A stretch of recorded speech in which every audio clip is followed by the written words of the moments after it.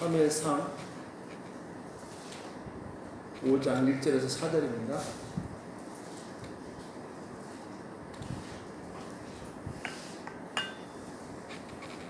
사무엘상 5장 1절에서 4절 말씀 같이 한 목소리로 합독하도록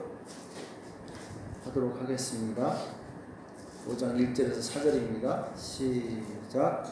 블레셋 사람이 하나님의 궤를 빼앗아 가지고 에베네셀로서 아스돗에 이르니라.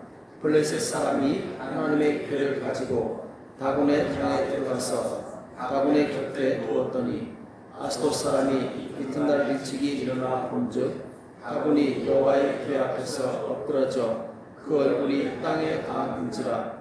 그들이 다곤을 일으켜 다시 그 자리에 세웠더니 그 이튿날 아침에 그들이 일찍 일어나 본즉 다곤이 여호와의 궤 앞에서 엎드러져 얼굴이 땅에 닿았고 그 머리와 두 손목은 끊어져 문지방에 있고 다곤의 몸뚱이만 남았더라. 아멘. 일하시는 하나님이란 제목으로 같이 말씀을 나누겠습니다. 우리 사무엘상 5장은 아주 짧은 내용으로 되어 있는데 사무엘상 4장에서 이스라엘 백성이 블레셋과 싸움이 있었죠. 전쟁이 있었는데 이 전쟁에서 크게 패합니다. 첫 번째 전투에서 4,000명이 죽고 두 번째 전투에서 3만 명이 죽게 되죠. 그때 이제 하나님의 언약궤를 빼앗기게 되고 그리고 엘리 지상이 두 아들마저 죽음을 당하게 되죠. 자, 이 빼앗긴 하나님의 궤가 이제 블레셋 사람의 진영에 옮겨져서 거기서 이제 일어나는 스토리가 오늘 이제 5장의 이야기인데 두 가지 교훈을 얻게 됩니다. 자, 첫 번째는 이 하나님으로 일하시게 하라. 하나님으로 일하시게 하라. 여기 보면은 이 블레셋 사람이 하나님의 궤를 빼앗아 가지고 에베네셀에서부터 아스돗까지 이르니라. 자, 블레셋은 이제 5개의 부족으로 된 연합 국가가 이제 블레셋이란 나라죠.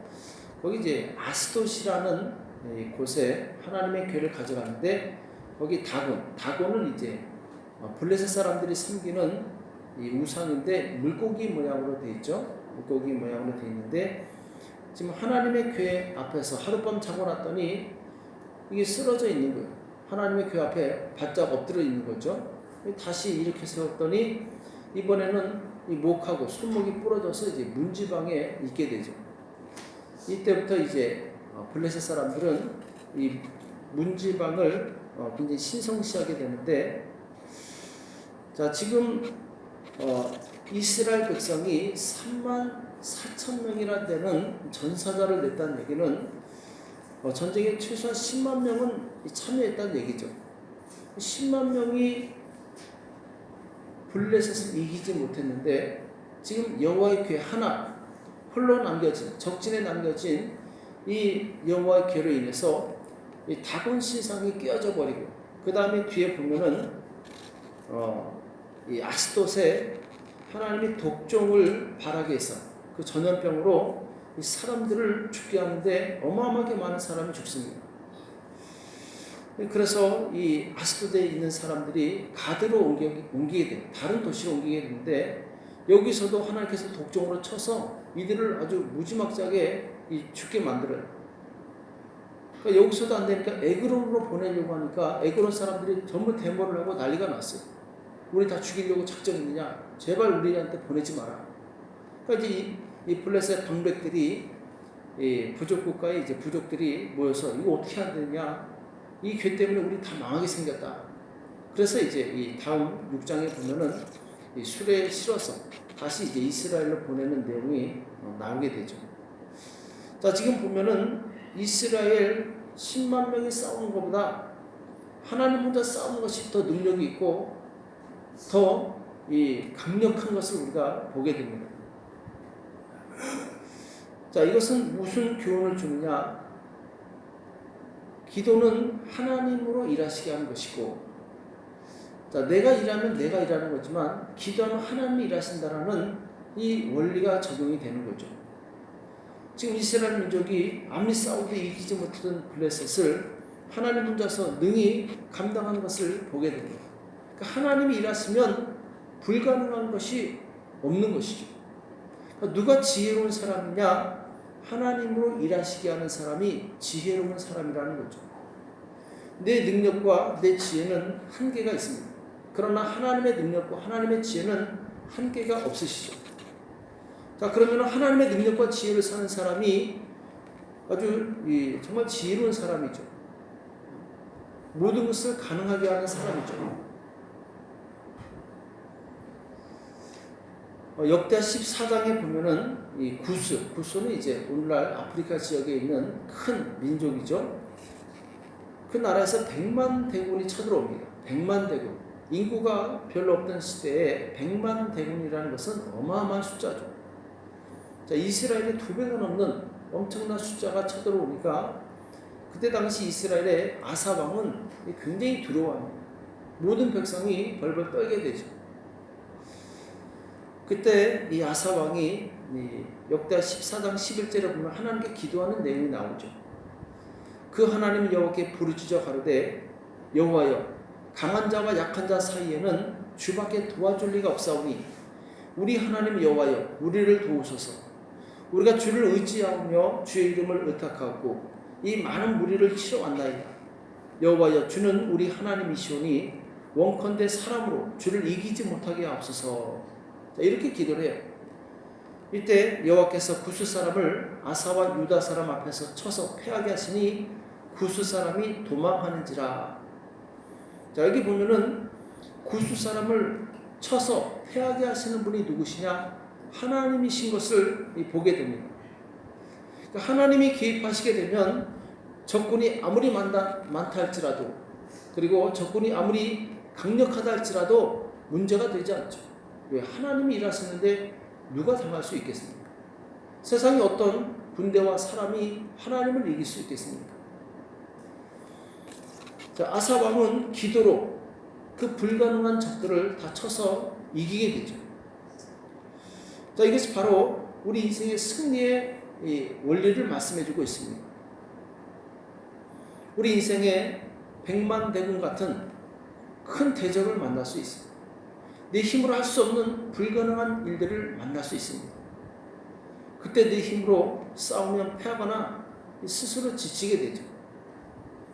그러나 하나님으로 일하시게 하면 그 전쟁을 항상 승리하는 힘을 얻게 됩니다. 기도하는 사람은 하나님의 능력으로 사는 사람이에요. 그래서 이 기도의 능력을 아는 사람은 기도의 자리를 떠나지 않습니다. 기도하면 내 능력이 아닌 하나님의 능력으로 살기 때문에.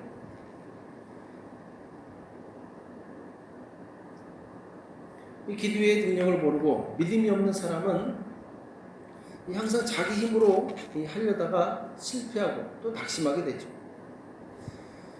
누가 지혜롭고 누가 인생을 낭비하지 않고 알차게 사는 사람인가? 기도하는 사람이에요. 기도하는 사람은 하나님의 지혜와 능력으로 살기 때문에 인생을 낭비하지 않고 알차게 살 수 있게 되죠. 또 행복하고 능력 있는 삶을 살게 되죠. 바로 하나님이 도우시기 때문에. 그래서 기도하는 사람은 가난이 와도 가난을 이길 수 있는 능력이 있어요. 기도하는 사람은 모든 부족함을 채우고 이기는 능력이 있어요. 또 기도하는 사람은 어떤 질병이 와도 이길 수 있는 능력이 있습니다. 왜? 하나님께서 일하시니까. 하나님께서 일하시는데 불가능한 것이 있겠습니까? 그래서 우리는 평생 이 기도하여 하나님의 능력을 바로 사용할 수 있어야 돼요.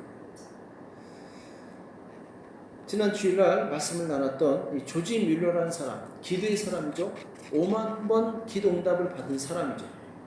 이 사람이 이 하나님의 인도하심을 받아서 이 고아원을 시작했을 때, 그때 고아원에 있는 것이라고는 이 접시 3개, 쟁반 28개, 물병 하나, 컵 1개, 소금병 하나, 칼 4개하고 포크 4개, 채소 깎는 강판 1개. 자, 이거밖에 없었어요. 자, 그런데 그가 오직 기도로 하나님을 의지하는, 하나님께 기도했을 때 하나님께서 그때그때 공급해 주셨는데 나중에 점점 고아들이 많아졌어요. 많아지니까 이들을 수용할 수 있는 건물이 필요합니다. 근데 하나님께서 또 건물을 지을 수 있는 물질을 계속 제공해 주시는 거예요. 나중에 2,000명을 수용할 수 있는 어마어마하게 큰 건물을 짓고 거기 학교를 세우게 돼요. 또 이 성경 연구회와 이 학교를 거쳐 수만 명이 이 복음을 듣고 변화되는데, 자, 그가 63년 동안 이 사역을 하게 되는데 93세에 죽게 되죠. 그가 이 성경을 번역해서 전 세계 수백만 권의 성경을 배포해서 이 하나님을 모르는 사람들에게 하나님을 알게 하는 그 사역을 하게 돼요. 이 조지 밀러의 전개를 보면은 바로 이 성경을 연구하고 그리고 성경의 말씀을 가지고 기도하는 내용이 나옵니다. 주로 사용했던 말씀이 이 하나님은 고아와 과부의 아버지십니다. 예수 그리스도는 어제나 오늘이나 영원토록 동일하십니다. 이 말씀을 붙들고 기도해서 바로 이 평생 15만 명이나 되는 이 고아를 먹이고 살리는 그런 이제 엄청난 역사를 보게 돼요. 자, 이 사람이 이 독일에서 영국으로 왔을 때 가진 것이 아무것도 없었어요. 그러나 그의 기도로 어마어마하게 많은 일들을 이뤄냅니다. 자, 오늘날로 환산하면은 한 34억 원 정도 한국 돈으로 어마어마한 자금을 통해서 하나님의 일을 하게 되는 것을 보게 돼요. 그 능력이 어디서 나왔는가? 그 힘이 어디서 나왔는가? 바로 기도에서 나왔다는 거죠. 그러니까 기도는 무에서 유를 창조하시는 하나님의 능력을 사용할 수 있는 힘이 있는 거예요. 근데 우리는 왜 부족합니까? 왜 연약합니까? 기도하지 않으니까 부족하고 연약한 거예요. 기도하지 않으면서 불평하고 불만합니다. 왜 나에게는 이걸 주지 않고 저것도 주지 않고. 근데 역사의 기록에 보면은 부족했을지라도 기도해서 하나님의 능력으로 채움받은 사람들의 이야기로 수두룩해요. 불가능을 극복한 가능하게 만든 믿음의 사람들로 성경은 가득합니다. 또 기독교 역사에는 그런 역사들이 이루 말할 수 없을 정도로 많이 있어요. 그 사람들은 다 기도하는 사람들이었어요. 나도 기도하는데요. 자, 근데 기도가 띄엄띄엄 하는 기도, 하다마는 기도, 그 기도는 기도라고 할 수 없어요. 자, 밥 먹는데 한 숟갈 먹고 왜 배가 안 부르지? 이렇게 할 수 있습니까? 배가 부를 때까지 먹으면 배가 부르게 되죠. 많은 사람들이 한 숟갈 먹고 배가 왜 안 부르지? 이렇게 얘기할 때가 많이 있어요.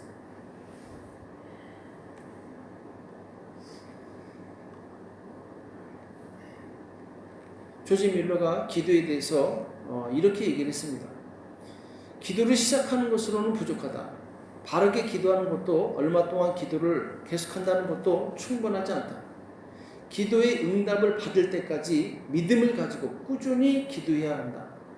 끝까지 기도를 계속할 뿐만 아니라 하나님께서 우리 기도를 들으시고 응답해 주신 것을 믿어야 한다. 그러나 대부분의 경우 우리는 축복을 받을 때까지 계속 기도하지 못하고 축복을 쉬지 않고 기대하지도 않는다. 자, 이 조지 밀러가 지적한 내용이죠. 사람들이 축복을 받고 싶어 하면서도 기도는 하지 않아요.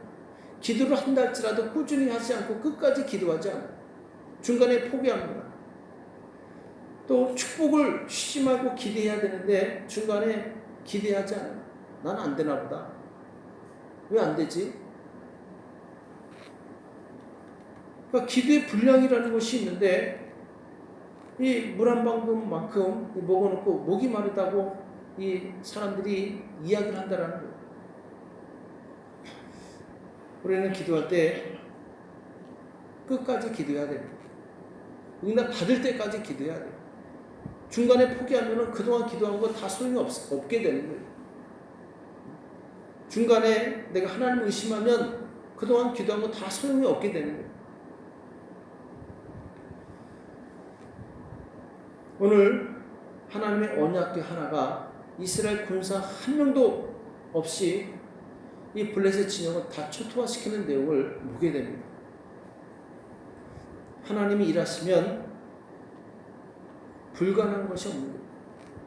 누가 지혜로운 사람인가? 하나님으로 일하시게 하는 사람이 지혜로운 사람이죠. 하나님으로 일하시게 하는 사람이 누구냐? 끝까지 기도하는 사람이에요. 자, 오늘 사무엘상 5장의 두 번째 교훈은 하나님의 능력을 알고도 회개치 않고 하나님을 믿지 않은 블레셋처럼 우리는 이제 교만하지 말아야 될 것에 대해서 말씀하고 있습니다. 자, 첫 번째는 우리가 이 하나님으로 일하시게 하는 것이고, 두 번째는 교만하지 말아야 된다는 거예요. 하나님의 능력을 알면서 바로 불순종하지 말라는 거죠. 지금 보면은 하나님의 언약궤 앞에 그들이 섬기는 다곤상이 깨어져서 박살이 납니다. 자, 이것을 봤으면은 이스라엘의 신은 참 신이시고 우리가 그 신을 믿어야 되겠구나. 우리가 믿는 이 다곤 신은 아무것도 아니구나. 회개하고 돌이켰어야 되는데 이 사람들은 오히려 이 자기들이 섬기는 다곤상의 머리하고 손목이 문지방에서 깨졌다고 문지방을 밟지 않는 미신까지 생겨요. 참 어리석죠? 자, 그것으로 끝나지 않아요. 자, 하나님의 언약궤가 블레셋 진영에 있는 사람들을 이 독종으로 쳐서 수많은 사람들을 죽게 했을 때 그 위대하신 하나님의 능력을 보고 그 앞에 무릎을 꿇고 그리고 하나님의 경배했어야 되는데 그렇지 않고 이스라엘 신이 세기 때문에 우리가 이 신을 다시 돌려보내자 이런 생각을 하게 돼요.